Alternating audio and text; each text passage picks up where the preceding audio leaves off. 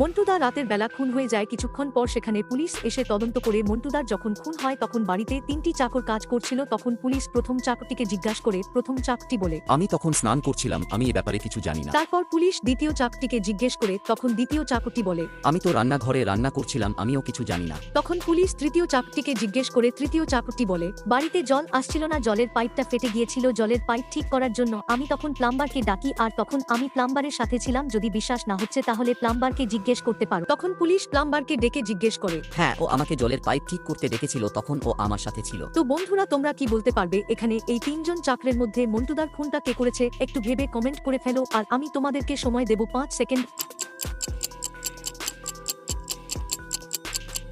উত্তরটি শোনার আগে। ভিডিওটি ভালো লাগলে ভিডিওটিতে লাইক করে চ্যানেলটি সাবস্ক্রাইব করে দাও। এখানে প্রথম চাকরটি খুনি, কারণ বাড়িতে তো জল আসছিল না, তাহলে সে কি করে স্নান করলো? তার মানে সে মিথ্যে কথা বলছে, সেই মন্টুদার খুন করেছে।